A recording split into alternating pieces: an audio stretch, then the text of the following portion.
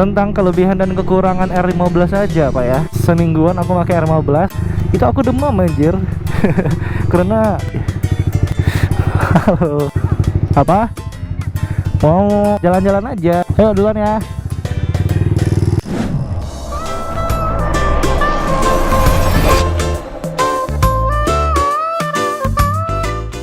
Yo guys, welcome back to my channel lagi bersama aku Beta Miftahudin. Dan gimana kabar teman-teman semua? Semoga semuanya baik-baik aja, amin.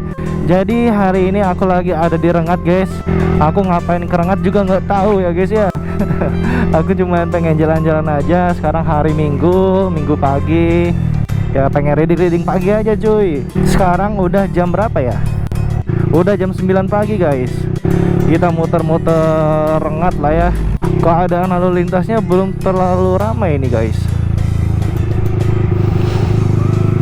Ini dari kemarin di Inhu nih hujan terus nih.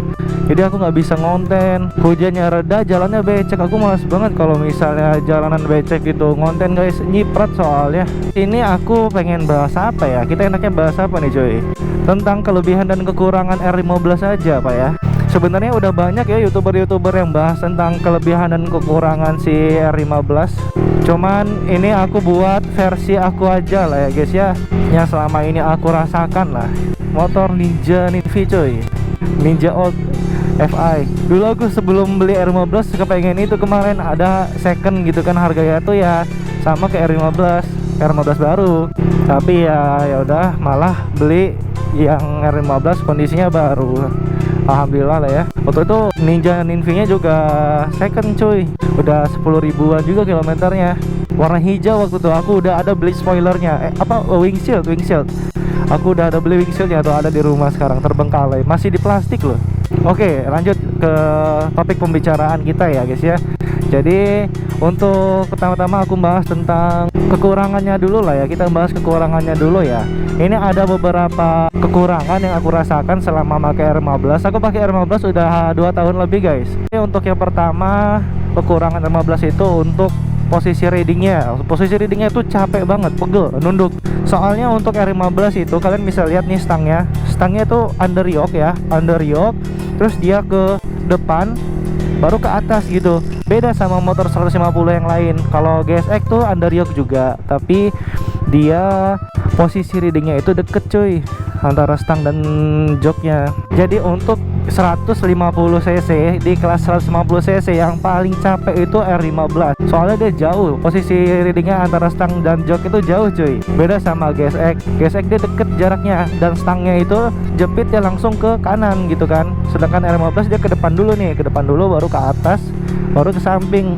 Waktu pertama kali ada R15 itu waktu pertama kan belum terbiasa, jadi butuh adaptasi dulu gitu kan guys. Nah itu semingguan aku pakai R15 itu aku demam anjir.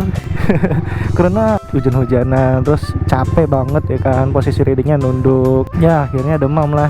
Setelah demam itu aku udah mulai terbiasa cuy. Nah, jadi aku udah nggak pegel, bahkan pegelnya itu nggak terlalu kerasa. Jadi semuanya itu butuh penyesuaian lagi cuy.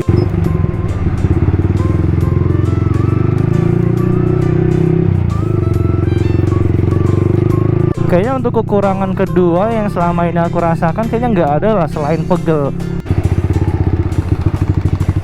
Habis itu kayaknya nggak ada lah yang kalau misalnya rantai kendor, seal pump itu rembes, itu aku pernah, tapi itu kayaknya karena pemakaian deh, bukan karena kekurangan si R15. Oh ini mungkin untuk kekurangan keduanya untuk rantai yang standar ya. Rantai yang standar itu dia cepet ini guys, cepet kendor gitu ya. Apalagi kalau misalnya kalian narik gas gitu kan, itu cepet banget kendornya. Tapi mungkin cara mengatasinya kalau misalnya kalian beli rantai sama gigi tariknya yang udah aftermarket gitu ya, yang udah bagusan, nah itu mungkin lebih nggak cepet kendor gitu.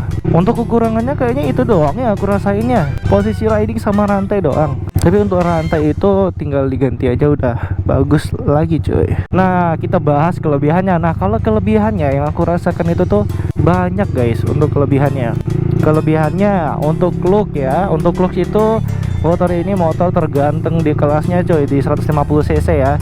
Itu paling ganteng Tapi untuk masalah urusan ganteng, bagus, jeleknya itu kayaknya relatif lah ya. Untuk kebanyakan orang nih, dari survei lapangan lah ya, itu kebanyakan orang bilang R15 itu tuh yang paling ganteng di kelasnya. Cuman kan ada juga orang yang kayak seleranya tuh lebih ganteng GSX atau lebih ganteng CBR. Nah itu ada cuy. Jadi untuk masalah ganteng itu relatif lah ya. Untuk V3 sama V4 menurut aku looksnya lebih dimensinya itu lebih gedean ya R15 V3 cuy. Kalau R15 V4 itu dia lebih ke aerodinamis gitu, lebih ke ramping gitu ya. Beda sama R15 V3, dia lebih ke padat, lebih ke moge look gitu. Gede soalnya dia. Tuh airnya tinggi banget nih cuy. Gara-gara akhir-akhirnya sering banget hujan. Kemarin sempat panas, sekarang hujan lagi. Hujannya itu awet gitu, jadi airnya naik. Dan yang kedua, untuk powernya ya, secara angka nih ya, secara angka ya emang lebih besar R15 dibanding rival-rivalnya kayak GSX sama CBR. Itu secara angka, tapi secara realnya GSX dia lebih kenceng ya. Kalau sama-sama standar nih, lebih kenceng GSX cuy, karena ukurannya pistonnya aja udah berbeda ya. Secara angka untuk kayak misalnya horsepower itu R15 menang cuy, karena bobot ya, faktor bobot juga berpengaruh banget kalau di motor tuh. Yang ketiga ya, selama aku rasakan bensinnya itu irit banget. Untuk rata-rata konsumsi bensin aku Brasco ini kenanya 43 guys, 43 km per liter itu udah irit banget ya guys ya. Bahkan aku ada lihat di TikTok katanya itu sampai 50 ke atas. Itu irit banget sih.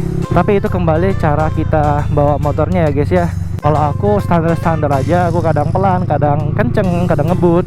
Nah itu dapatnya 43 km per liter. Bahkan waktu itu aku pernah ke Harau isi full tank, itu nggak ngisi lagi. Sampai pulang aku nggak ngisi lagi cuy. Dan untuk kelebihan selanjutnya R15 itu tuh kalau dibilang pelan sih enggak, dibilang kenceng sih enggak ya. Soalnya ya tengah-tengah lah ya. Untuk dari rival-rivalnya secara angka R15 tuh horsepower-nya yang paling gede cuy. Cuman secara nyatanya kalau dites di lapangan itu GSX yang lebih kenceng. Nah jadi untuk masalah power untuk R15 itu tuh bawahnya emang lemot, tapi di atasnya itu kalau VVA nya udah aktif itu berpengaruh banget. Jadi dia nih tipenya itu mesinnya itu bawahnya ngantuk dan atasnya itu ngejambak cuy. Halo. Apa? Mau jalan-jalan aja. Ayo duluan ya. Ini aku nggak tahu sebenarnya mau kemana. Ini aku muter-muter aja deh cuy. Oh ya, untuk kekurangannya tadi nih aku baru ingat nih. Untuk kekurangannya itu suara mesin karakter dari mesin R15 itu tergolong kasar cuy.